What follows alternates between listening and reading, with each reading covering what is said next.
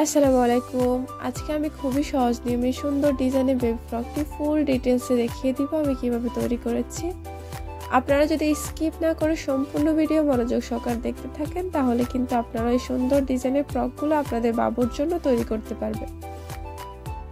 দেখুন এই সাইড থেকে আমি সিম্পলি একটা ডিজাইন রেখেছি। নিচ থেকে ঘেরের জন্য আমি এখানে 3 লেয়ারে কুচি দিয়ে নিয়েছি। ছোট বেবিরা কিন্তু এই ধরনের ড্রেসগুলো ক্যারি করতে অনেক বেশি পছন্দ করে। তাহলে আর দেরি না করে চলুন আমি দেখিয়ে দিই কিভাবে ফ্রকটি তৈরি করব। দেখুন ফ্রকটি তৈরি করার জন্য আমি এখানে কাপড় নিয়ে নিয়েছি। এটা হচ্ছে আমাদের বন্ধ সাইড, এটা হচ্ছে আমাদের খোলা সাইড। এখানে টোটাল 2 ভাঁজে আমাদের 4 পাট কাপড় রয়েছে। এটা টোটাল চওড়াটা ছিল 6.5 ইঞ্চি আর টোটাল লম্বাটা ছিল 8 ইঞ্চি। আপনারা অবশ্যই আপনাদের মেজারমেন্ট করে নিয়ে নেবেন। এখন এই সাইড থেকে গলার জন্য আমরা নিয়ে নিচ্ছি 1.5 ইঞ্চি। নিচ থেকে আমরা 3 ইঞ্চি নিয়ে নেব।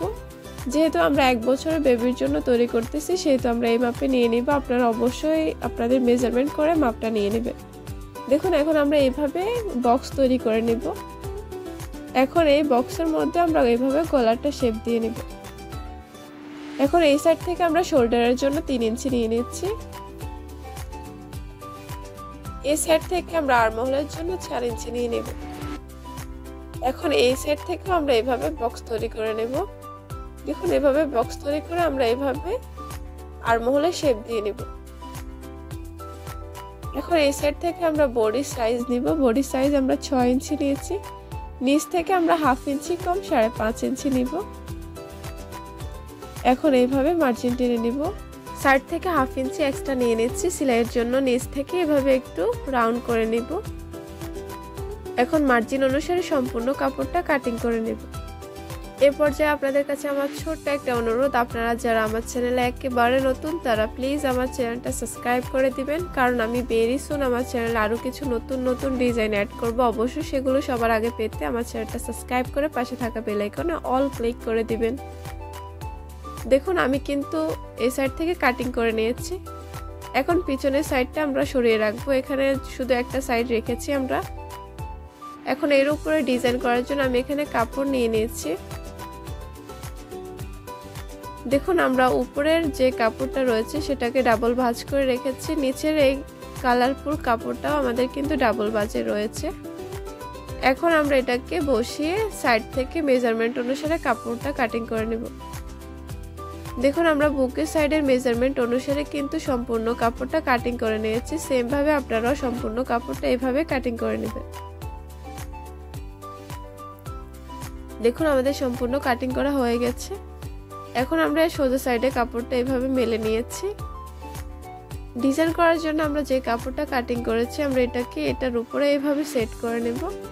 এখন এই সাইড থেকে আমরা 1.5 ইঞ্চি নিয়ে নেব। আপনারা চাইলে আরেকটু বাড়িয়ে কমিয়ে নিতে পারেন। এখন উপর থেকে এইভাবে রাউন্ড করে নেব। দেখুন আমি কিন্তু অফ ক্যামেরা এই সাইড থেকে কাটিং করে নিয়েছি। এখন আমরা বুকের অংশের সাথে কাপড়টা এভাবে বসিয়ে নেব। এটা হচ্ছে আমাদের সামনে গলার জন্য। দেখুন আমরা এভাবে বসিয়ে সাইড থেকে এভাবে মার্জিন দিয়ে নেব। দেখুন আমি সম্পূর্ণ এইভাবে সাইড থেকে মার্জিন দিয়ে নিয়েছি। এখন মার্জিনের পর থেকে 1/2 ইঞ্চির মতো কাপড় রেখে আমরা কাটিং করে নেব। দেখুন আমি সম্পূর্ণ কাটিং করে নিয়েছি। এই কাপড়টা সরিয়ে আমরা ডিজাইনের কাপড়টা অ্যাটাচ করব। এর মধ্যখানে আমি কুচি লাগাবো সেজন্য আমি কাপড় নিয়ে নিয়েছি।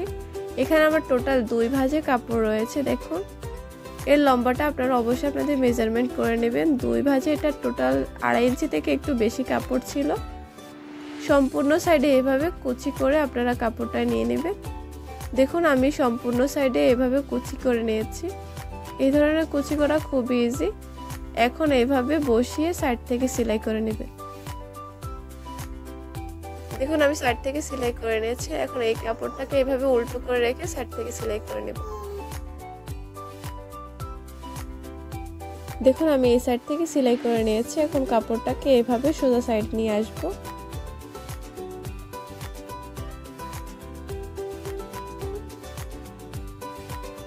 এখন নিচের ঘেরের অংশের জন্য আমরা এখানে কাপড় নিয়ে নিয়েছি। এখানে আমাদের টোটাল 2 ভাঁজে কাপড় রয়েছে। এটা চওড়াটা ছিল 8 ইঞ্চি আর লম্বাটা ছিল 12 ইঞ্চি থেকে একটু কম।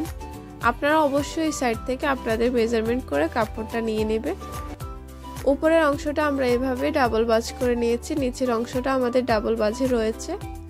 এখন এইভাবে আমরা কোনাকুনিভাবে শেপ দিয়ে নেব। অবশ্যই মেজারমেন্ট করে আমরা এইভাবে মার্জিন দিয়ে নেব।